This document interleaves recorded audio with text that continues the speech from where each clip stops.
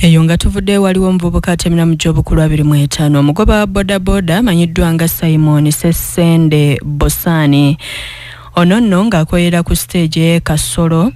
okumpi ne Tembo mugomba ly'Ebulamaji mu district y'Eganga eyatemuddwa mu kiro ekikeeseza olunaku olwaleero abantu abatannaba kutegeerekeka bwe batyo ne bakuuliita ne pikipiki namba OHR 671 okusinza kubeera biddeko n'agaabwe basobodde odutuviira ku ntono nga bayita mu Musasi waffe Namulondo Farida. Memba munaife wano ate nga mutaka munaife bamweta Sensede Simon yafunye omusaabaze wano ku ssaawa 2 d'obwire yamutwala wano ku stage ati ntwale SMS batuse SMS yamukubira yakayundo yamuyita kitalo ino mbakubiriza bavuzi bananga ba pikipiki mwena omuntu yena kaisa kutola ku stage nakutwala abantu awazibirivu tova ku luguudo yawane Kasolo kuva Iganga district Bulamaji sub county Buloza parish omwami ono alina emyaka nga 25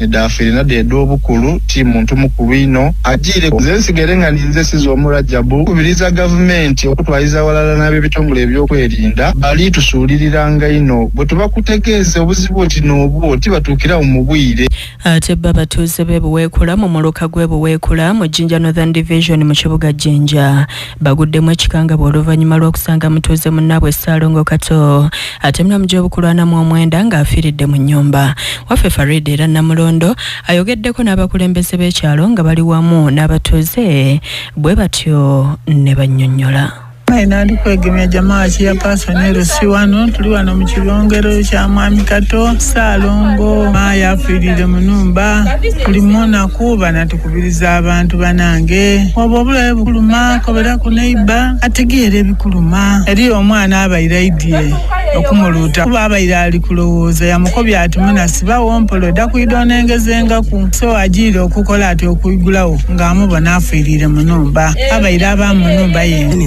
kyala weekula munaife Kato tujira okutuuka nga yaggwire mu ntebe aye waliwo omuvubuka wano mutabani w'omusawo atukobeire ati ayabaire muku omusuuli yaggwire mu ntebe era twena bwe tumwagaine mu ntebe mwabaire nga yeetaireku n'ekiwero afiire bubi omukazi yali yanoba ali mu nnumba yenka titwidi oba musuuda oba stress kale kyaba Piso w'omuluka gwebuweekula ye Richard Kaswa buli ku nsonga eno akubiriza abantu bulijjo okubeeranga n'abantu ewaka abalala wamu n'okukuuma ebyokwerinda ku nsonga eno. Gwire mu ekikangabwa eky'omwami gwe beeta Kato ng'afiirire mu nnumba yenka era abatuuze n'abamwagaine okumukyekingaku mutwala okukubiriza abatyami bange nti niwe wabangawo ekintu kyona nti oba mulimu kyemutategeeragana ate sitifunayo ku omwana oba ow'oluganda lwo aida akukuume ku nnumba kubanga Kato alobe kuba na mikwano gigi mu kyekingaku abaire aida kuvundira mu nnumba n'atwala n'okukubiriza abatyami bange nti ebiseera bye tulimu byanakunkulu bananga obwibi bukyase aye ebintu bino ebisinga nife otulisapolidi okwekuuma nga poliisi ekaali kutuuka we tuli kubanga abapoliisi batono kale tutwale ebyokwerinda ekintu ekikulu w'obona kyotategeera kubisa kubirira ku mwino yenna tobola okubitamu nakwe.